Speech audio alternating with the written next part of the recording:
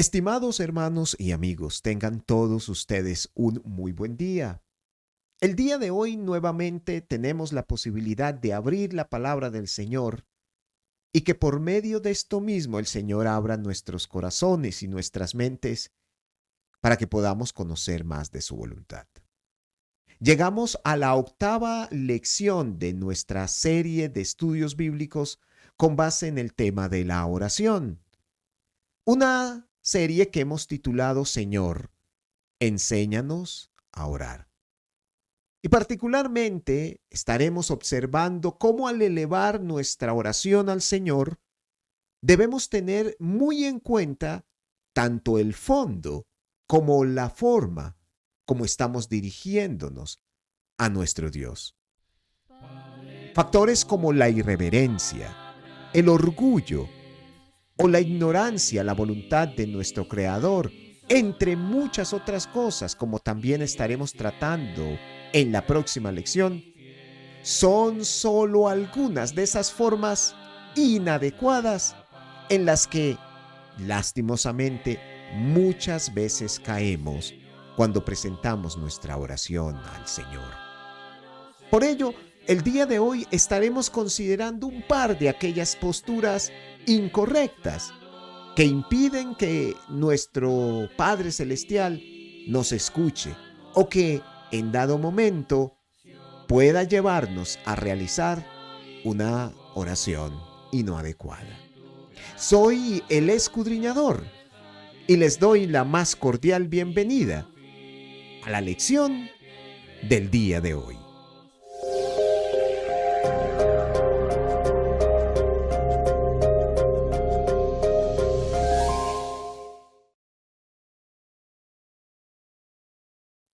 La oración, sin lugar a dudas, es importante, pero lastimosamente muchas veces caemos en ciertas prácticas incorrectas. Prácticas como la hipocresía, de la cual la palabra del Señor nos habla bastante. Y es que cuando hablamos de la hipocresía, según el diccionario de temas bíblicos, nos dice que es la pretensión externa que enmascara una realidad interior muy distinta o diferente. La hipocresía es un acto aparente donde no hay consecuencia entre aquello que se cree o se dice con lo que se hace. El profeta Isaías, llamando la atención del pueblo del Señor, en el libro que lleva su nombre, en Isaías capítulo 59 y en el verso 53 decía lo siguiente: dice pues el Señor, porque este pueblo se acerca a mí con su boca y con sus labios me honra, pero su corazón está lejos de mí. Y su temor de mí no es más que un mandamiento de hombres que les ha sido enseñado. Como podemos observarlo, el pueblo de Dios cayó en esta terrible trampa. Y es exactamente la misma en la que podemos nosotros caer en dado momento. Es cierto que podríamos orar y podríamos elevar nuestras peticiones o súplicas delante del Señor, mas no obstante, tener nuestro corazón apartado de su presencia, vivir de tal manera que, como dijimos antes, eso que creemos no se hace realidad en aquello que manifestamos. Por ello, es interesante o es muy importante que al elevar nuestras distintas oraciones o peticiones, lo hagamos sin esta particular característica como es la hipocresía. Acerca de lo mismo, el Señor Jesucristo en Mateo capítulo 6 y en el versículo 5 llamaba la atención de su auditorio con estas palabras. Mateo capítulo 6, versículo 6 nos dice: y cuando ores, no seas como los hipócritas, porque ellos aman el orar en pie en las sinagogas y en las esquinas de las calles para ser vistos de los hombres. De cierto os digo que ya tienen su recompensa.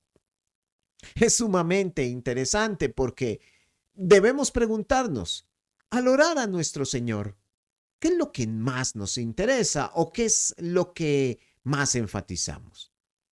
El que podamos ser escuchados por el Dios a quien oramos o el que podamos ser vistos por los hombres. Esta actitud hipócrita es sumamente representativa del fariseísmo y lastimosamente tenemos que decir que debemos cuidarnos porque hay muchas personas quienes se consideran religiosas o creyentes del Señor, pero que caen en esta terrible práctica. Un hipócrita es aquel quien enfatiza en su percepción de los demás antes que en la correcta relación que pueda tener con el Señor. Eso es de lo que debemos cuidarnos. Pero además de lo anterior, también hay otra práctica sumamente terrible y delicada, y es la oración vana.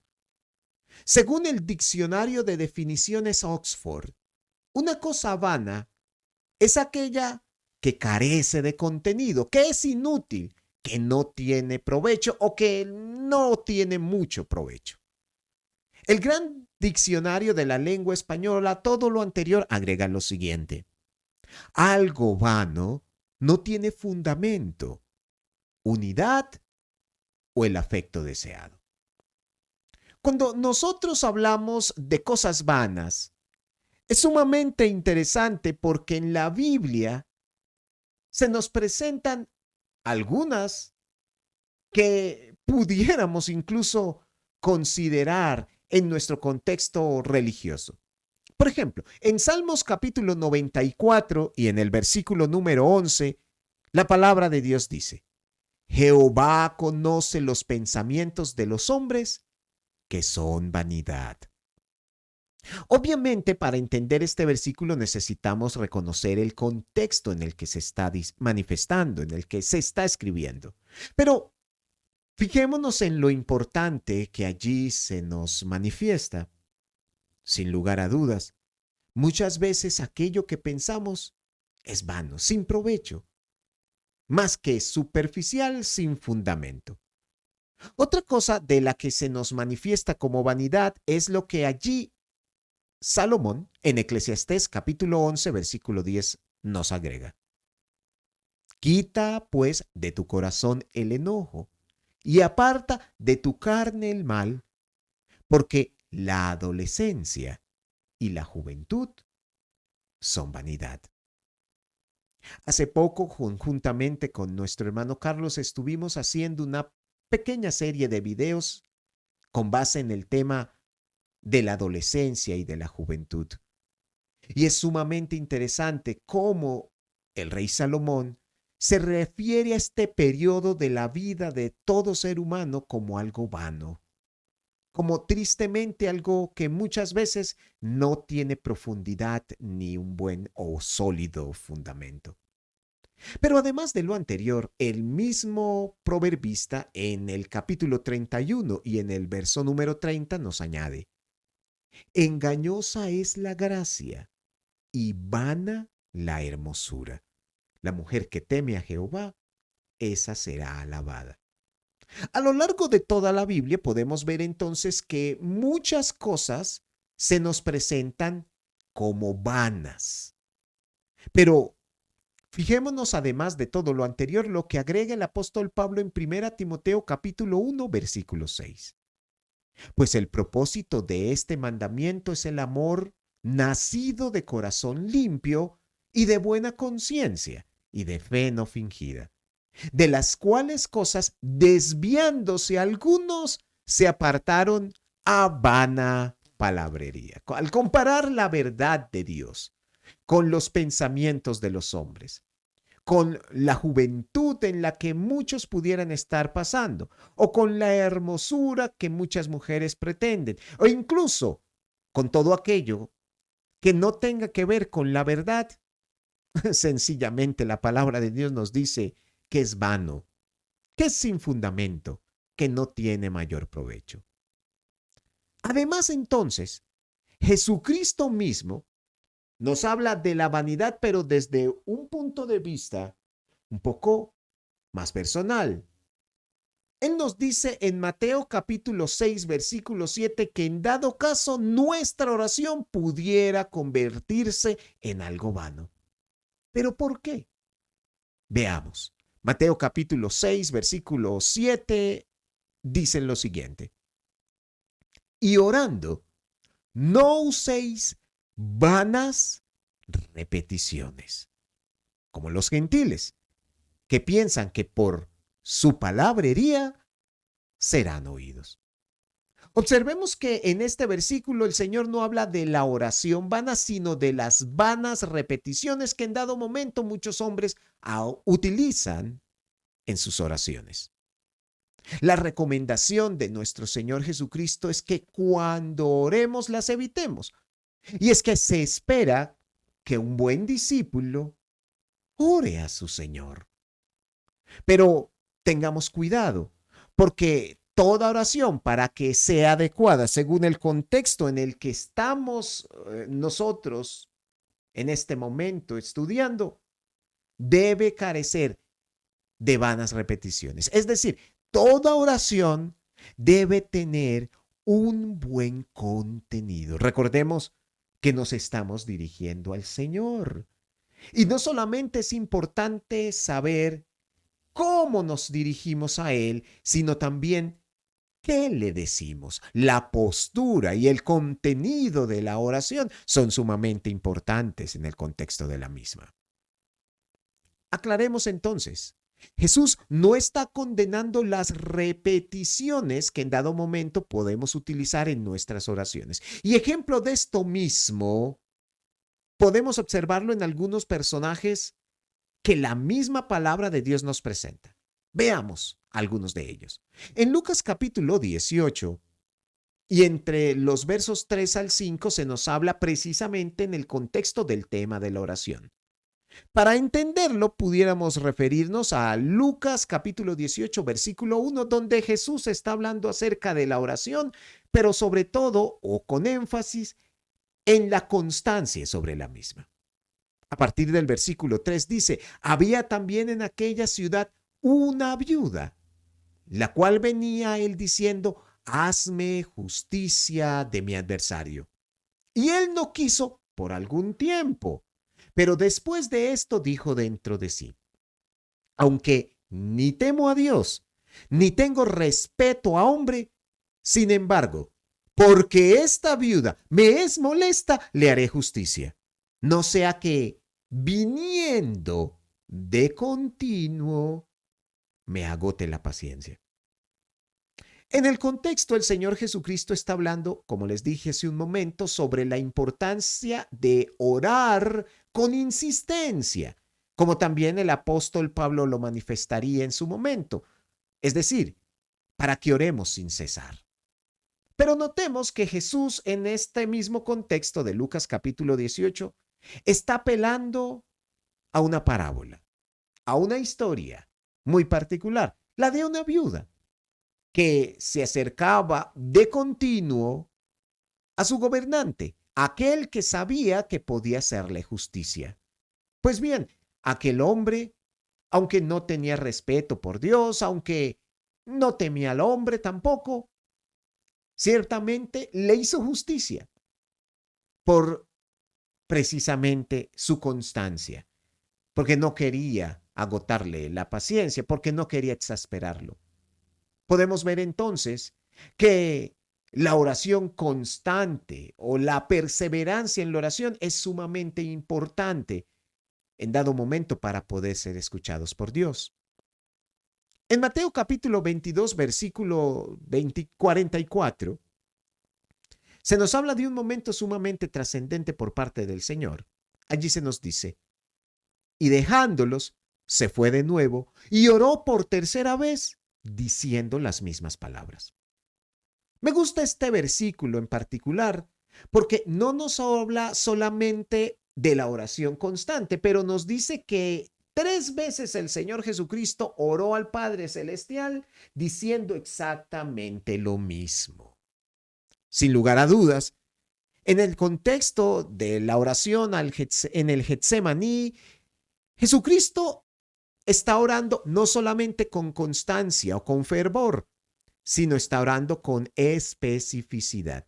Y lo que está diciendo lo está repitiendo, no una ni dos veces, pero incluso tres veces manifestó la misma cosa. Sabemos por el mismo contexto que Dios lo escuchó.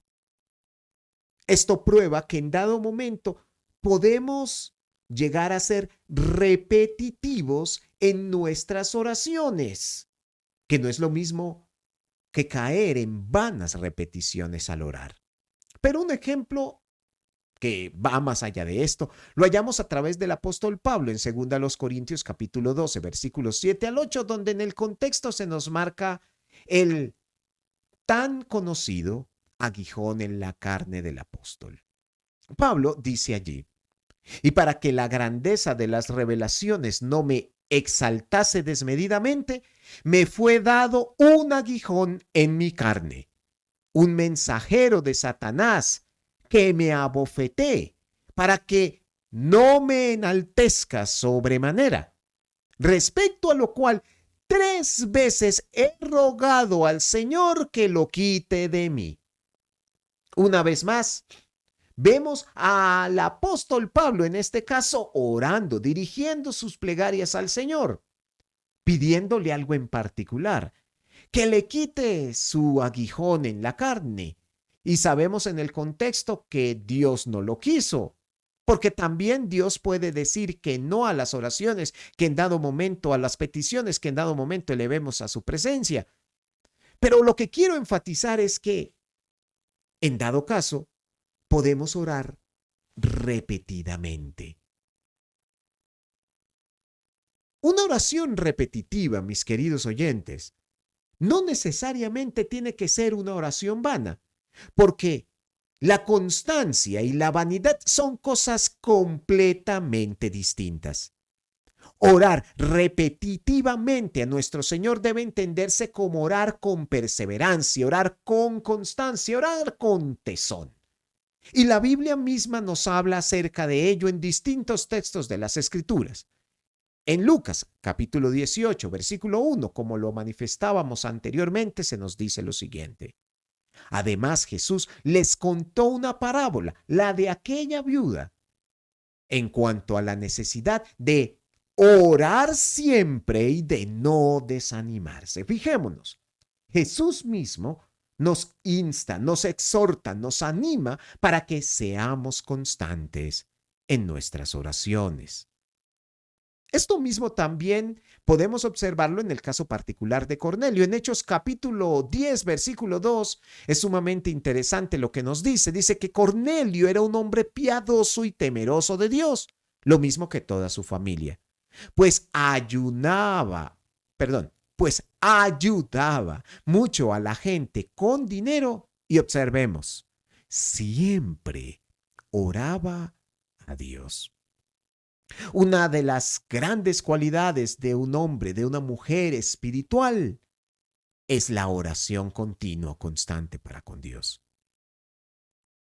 El apóstol Pablo, en Efesios capítulo 6, versículo 18, agrega: oren en todo tiempo, con toda oración y súplica en el Espíritu, y manténganse atentos, siempre orando por todos los santos. Como podemos observarlo, mis hermanas y hermanos, Dios no está en contra de la oración continua, perseverante. Dios lo que rechaza es las vanas, es decir, las repeticiones vacías, sin contenido. Lo que quiere, Señor, entonces enfatizar, se conoce comúnmente con el nombre de letanías, una palabra que para muchos pudiera ser desconocida, técnica o extraña. Las letanías son, según el diccionario McCuffin, oraciones que básicamente se componen de una serie de invocaciones y súplicas hechas por un líder con respuestas alternadas por la congregación y recitaciones o cánticos repetitivos. Esta es la trampa en la que lastimosamente caen muchísimas veces nuestros amigos católicos, pero no menos tristes que también no pocas veces somos nosotros mismos los que caemos en las vanas o superficiales repeticiones. Dios no desea de parte nuestra oraciones mecánicas ni frías. Lo que en verdad Dios quiere es que nuestras oraciones sean sentidas, por un lado, pero también, por otro, espontáneas, que involucren tanto nuestro corazón y emociones como nuestra mente y pensamientos. Acerca de esto, el mismo apóstol Pablo, en 1 Corintios capítulo 14 y en el versículo 15, la primera parte del mismo nos dice: entonces, ¿qué debo hacer? Pues orar con el Espíritu, pero también con el entendimiento. Dios nos ayude, Dios nos guarde de caer en este tipo de vanas repeticiones. Repeticiones que no conducen a nada. Repeticiones que simplemente son mecánicas, que no tocan el corazón, pero que tampoco tienen mucha profundidad. Y para entender las palabras del Señor, entonces, analicemos las mismas a la luz del contexto histórico y religioso de su tiempo. Veamos el contexto en el que se encuentra el texto de Mateo capítulo 6, versículo 7, según el famoso comentarista John MacArthur. En el comentario bíblico al Evangelio de Mateo, MacArthur dice lo siguiente: los escribas y fariseos usaban gran cantidad de repeticiones en sus demostraciones públicas de piedad, pero muchos otros judíos las usaban incluso en sus oraciones privadas. Algunos pudieron haber usado repeticiones porque sus líderes les habían enseñado a usarlas. Sin embargo, otros recurrían a la repetición porque esto era algo fácil y exigía poca concentración. Para tales individuos, que podían ser totalmente indiferentes al contenido de sus oraciones, estas eran tan solo una cuestión ceremonial. Qué triste, ¿verdad? Muchas veces la oración, la cena del Señor, la ofrenda, la asistencia a los servicios de la iglesia pueden llegar a convertirse en una cosa simplemente mecánica, monótona, o como lo dice MacArthur, ceremonial. Es decir, que no trasciende al espíritu, que no tiene consistencia o profundidad. Por ello mismo, debemos reconocer que una oración correcta al Señor se destaca por poseer varios elementos sumamente importantes o incluso determinantes. Uno de dichos elementos es su correcto o adecuado contenido. Al dirigirnos al Señor, no solamente debemos saber en qué forma lo hacemos, sino por qué lo hacemos e incluso qué le decimos. Orar a Dios, sin duda alguna, es importante, es trascendente para la vida del cristiano. Pero saber hacerlo llega también a ser determinante. Hermanos y amigos, espero que esta lección haya sido de su entera edificación. Y sin más por el momento, les agradezco su amable atención. Les envío un abrazo enorme y les deseo ricas bendiciones en Cristo el Señor. Hasta pronto y nos veremos en una próxima lección.